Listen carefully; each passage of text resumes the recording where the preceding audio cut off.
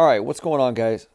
Today's video is going to be about this Christopher Morel Grand Slam against the Pods.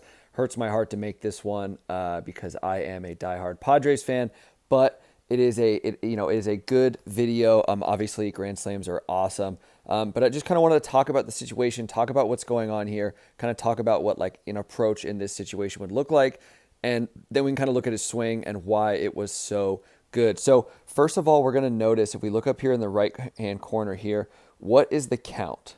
The count is 2-0.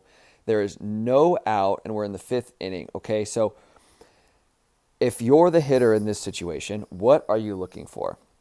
You are looking for something smack dab in the middle. If it's not middle, and I'm talking middle, like right here, you take. Why? Because there's no outs, right? There's no outs into 2-0 count. You've already done the hard work getting you into this situation. So you got to think about from the team perspective, okay? There's no outs. This guy's trying to limit the damage, okay? Whether he got himself in this situation or he is trying to get out of it by coming out of the bullpen.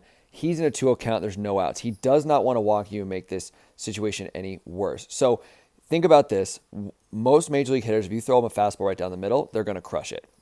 Okay, so with that in mind, what pitch is thrown in this situation? 2-0, he's trying to get you to make soft, weak contact, roll into a double play, limit the damage, right? So he's trying to hope that you are just absolutely selling out to the heater, right? So 2-0, we get a little get me over curveball, right? We see it pop out of the hand right there. Slow. Morel sees this thing up. You can see he's in a really strong position to hit. He's under control of his move. He's ready at pitch release. He's right in here, right? He's in that back hip. His upper body's already loaded. He's not doing a ton of moves. He doesn't have a ton of hand movement. So this ball pops up. His eyes light up. And he goes, look at his little open mouth right there. He says, "Oh, baby, that's a good pitch to hit." So here comes the ball. It's still leaking in there. That front foot hits the ground, right? The ball's not in the hitting zone yet.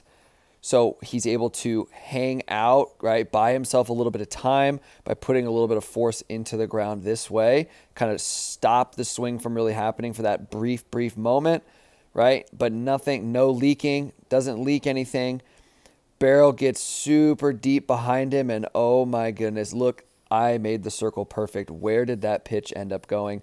It went right in the little bubble, right? So if you put yourself in that situation, this pitcher is not trying to get down 3-0 and miss middle with a cookie heater. So he misses. He's trying to buy a strike and get himself back into the count, and he's hoping that Morel here was kind of sitting on dead red heater, and maybe this little pitch that popped out of his hand would kind of spook him, would kind of get him out of his zone. Maybe he let the moment get too big, but he doesn't. He stays nice and calm in his approach. This ball hangs, and he absolutely obliterates this thing to right center, right? And I mean obliterates, right? Kind of lean back on him, right? He's got the good little lean saying, "Hey, how we doing?" This ball is destroyed. Notice I'm not seeing perfect balance. I'm seeing a little bit of a step, kind of falling over the plate. And this is something that I see a lot of the best hitters do. After they hit the ball, because they've produced so much force and torque, they kind of fall over the plate,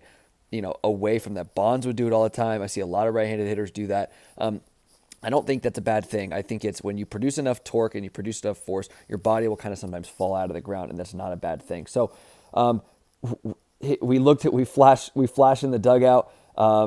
These guys are fired up, right? This guy's like, "Heck yeah, let's go, baby." Now we're up 5. Tonight's going to be a good night. We blew an 8-run lead last night. Let's not do that again. So Morel gives his little leg guard to the first base coach, which is interesting because I think it fell off. Now he comes over here. He's hanging out with his buddies. He's saying, "Let's go. Give me some high fives. I'm the man." Again, we see the pitch track on that thing right down the absolute middle. I'd like to know how far this one went, but it went far. So now we're going to look at it from the side view of Morel here. We can see his foot hits the ground, right? His body recognizes off speed, and he doesn't fire right away. Kind of lets that barrel lag behind him. Boom. Perfect contact point. Barrel's getting on plane nice and deep. Absolute perfection. Sticks the finish, falls over. And when you hit it like this, you are allowed to do what he does here, which is a little bat flip. Let's kind of go slow-mo on that bat flip. Yes, sir. That is pretty spicy right there. And then look at his buddies in the dugout right here. Nico Horner's going, let's go. Hitting coach is like, let's go, baby.